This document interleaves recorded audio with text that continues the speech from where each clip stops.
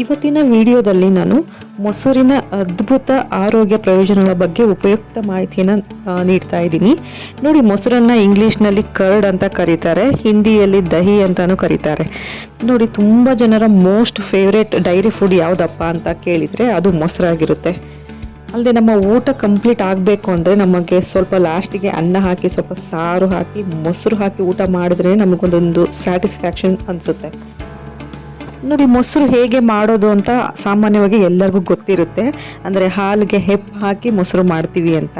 But technically ಹೇಳಬೇಕು ಅಂತ ಅಂದರೆ ಹಾಲಿಗೆ ಸ್ವಲ್ಪ ಮೊಸರು ಹಾಕಿದಾಗ ಮೊಸರಿನಲ್ಲಿರುವಂತಹ ಲ್ಯಾಕ್ಟೋಬೆಸಿಲಸ್ ಎಂಬ ಬ್ಯಾಕ್ಟೀರಿಯಾ ಹಾಲಿನಲ್ಲಿ ಇರುವಂತಹ ಲ್ಯಾಕ್ಟೋಸ್ ಅನ್ನು ಲ್ಯಾಕ್ಟಿಕ್ ಆಸಿಡ್ ಆಗಿ ಕನ್ವರ್ಟ್ ಮಾಡುತ್ತೆ.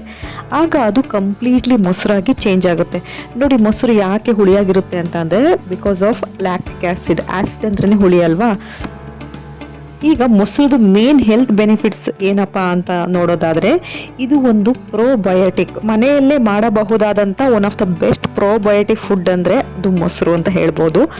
ಹಾಗಾದ್ರೆ ಈ ಪ್ರೋಬಯೋಟಿಕ್ ಫುಡ್ ಅಂದರೆ ಏನಪ್ಪಾ ಅಂದರೆ ಇದರಲ್ಲಿ ತುಂಬ ಒಳ್ಳೆ ಬ್ಯಾಕ್ಟೀರಿಯಾಗಳು ಇದರಲ್ಲಿರುತ್ತೆ. ಅಂದರೆ ನಮ್ಮ ಹೊಟ್ಟೆಗೆ ಬೇಕಾಗಿರುವಂತಹ ಎಷ್ಟೋ ಒಳ್ಳೆ ಬ್ಯಾಕ್ಟೀರಿಯಾಗಳು ಈ ಒಂದು ಪ್ರೋಬಯೋಟಿಕ್ ಫುಡ್ ಅಂದರೆ ಈ ಒಂದು ಮೊಸರಲ್ಲಿರುತ್ತೆ. ಅದು ಸ್ಟೆಫಿಲೋಕಾಕಸ್ ಅಸಿಡೋಫಿಲಿಸ್ ಆಗಿರ್ಬೋದು, ಅಥವಾ ಲ್ಯಾಕ್ಟೋಬೆಸಿಲಸ್ ಆಗಿರ್ಬೋದು, ಅಥವಾ ಬೆಫಿಡೋ ಬ್ಯಾಕ್ಟೀರಿಯಾ, ಹೀಗೆ ಒಳ್ಳೆಯ ಬ್ಯಾಕ್ಟೀರಿಯಾಗಳು ಇದರಲ್ಲಿ ಚೆನ್ನಾಗಿ ಇರೋದ್ರಿಂದ ನಾವು ಆಹಾರ ಸೇವಿಸಿದ ಮೇಲೆ ಈ ಮೊಸರನ್ನ ಕೊನೆಯದಾಗಿ ಸೇವಿಸಿದ್ರೆ ನಾವು ತಿಂದಿರೋ ಆಹಾರ ಪ್ರಾಪರ್ ಆಗಿ ಡೈಜೆಷನ್ ಆಗಲಿಕ್ಕೆ ತುಂಬಾನೇ ಹೆಲ್ಪ್ ಮಾಡುತ್ತೆ.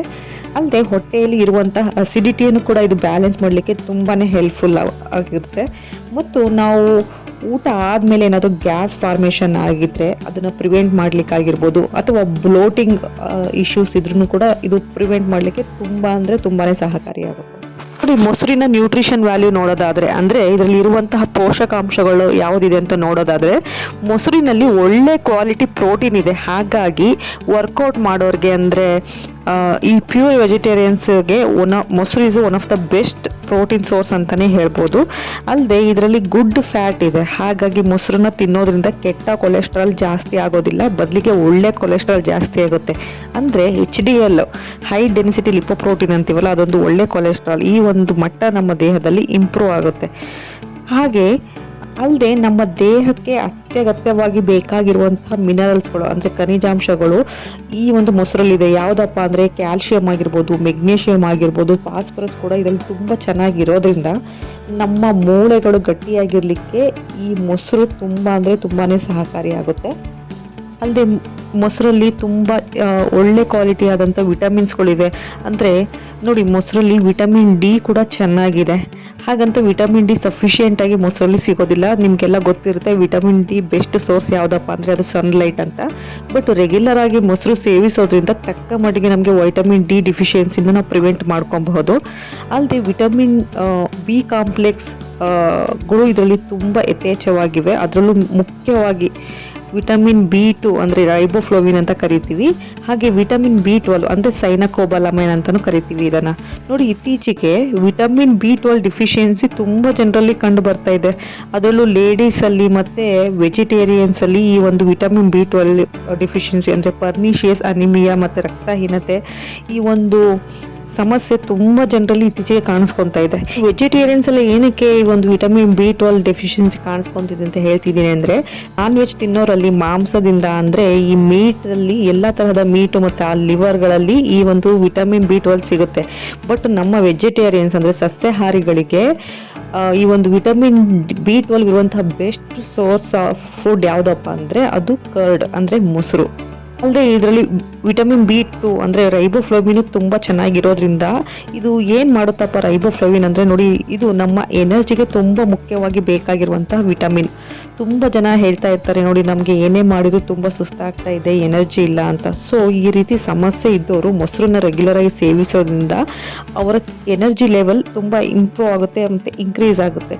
ಹಾಗೆ ಈ ವಿಟಮಿನ್ B2 ನಾವು ತಗೊಂಡ್ರೆ ಆಹಾರದಲ್ಲಿ ಇದು ಏನು ಮಾಡುತ್ತೆ ಅಂದರೆ ನಾವು ತಗೊಳ್ಳೋವಂಥ ಆಹಾರದಲ್ಲಿರುವಂಥ ಕಾರ್ಬೋಹೈಡ್ರೇಟ್, ಪ್ರೋಟೀನ್, ಫ್ಯಾಟ್ ಇದನ್ನು ಎನರ್ಜಿಯಾಗಿ ಕನ್ವರ್ಟ್ ಮಾಡಲಿಕ್ಕೆ ಬೇಕಾಗಿರುವಂತಹ ಒಂದು ವಿಟಮಿನ್ ಈ ಒಂದು ವಿಟಮಿನ್ B2. ಹಾಗಾಗಿ ಸುಸ್ತು ಕಡಿಮೆ ಮಾಡಲಿಕ್ಕೆ ಈ ಮೊಸರು is one of the best food ಅಂತಲೇ ಹೇಳ್ಬೋದು.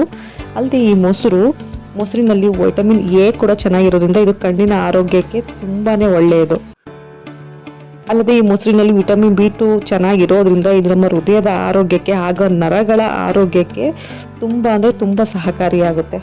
ಕೆಲವೊಂದು ಮಿತ್ಸ್ ಇದೆ, ಮೊಸರನ್ನ ರಾತ್ರಿ ಟೈಮಲ್ಲಿ ಸೇವಿಸಬಾರ್ದು ಮತ್ತು ಕೆಲವೊಂದು ಆಹಾರಗಳ ಜೊತೆಗೆ ಸೇವಿಸಬಾರ್ದು ಅಂತ. ನೋಡಿ, ಮೊಸರು ತುಂಬ ಚೆನ್ನಾಗಿ ಫ್ಯಾಟ್ ಇರೋದ್ರಿಂದ ಇದು ನಮಗೆ ಸ್ವಲ್ಪ ಹೆವಿ ಫುಡ್ ಅಂತ ಅನಿಸುತ್ತೆ. ಹಾಗಾಗಿ ರಾತ್ರಿ ಲೈಟಾಗಿ ಫುಡ್ ತಗೊಳ್ಳೋದ್ರಿಂದ, ರಾತ್ರಿ ಮೊಸರನ್ನ ತಗೊಳ್ಳೋದ್ರಿಂದ ಅಷ್ಟು ಸೂಕ್ತವಲ್ಲ ಅನ್ನೋ ಒಂದು ರೀಸನ್ ಬಿಟ್ಟರೆ ರಾತ್ರಿ ತಗೊಳ್ಳೋದ್ರಿಂದ ನಮಗೆ ಯಾವುದೇ ಒಂದು ಸಮಸ್ಯೆ ಬರೋದಿಲ್ಲ. ನೋಡಿ, ಮೊಸರು ಯಾರು ಬೇಕಿದ್ರೂ ಸೇವಿಸ್ಬೋದು, ಯಾವುದೇ ಆರೋಗ್ಯ ಸಮಸ್ಯೆ ಆಗೋದಿಲ್ಲ.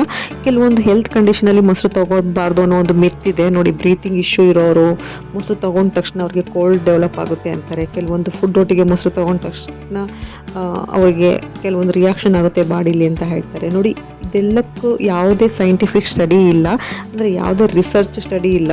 ನಾವು ಮೊಸರನ್ನ ತೊಗೊಂಡ್ರೆ ಈ ರೀತಿ ಸಮಸ್ಯೆ ಬರುತ್ತೆ ಅಂತ ಯಾವ ಒಂದು ರಿಸರ್ಚಲ್ಲೂ ಕೂಡ ಪ್ರೂವ್ ಆಗಿಲ್ಲ.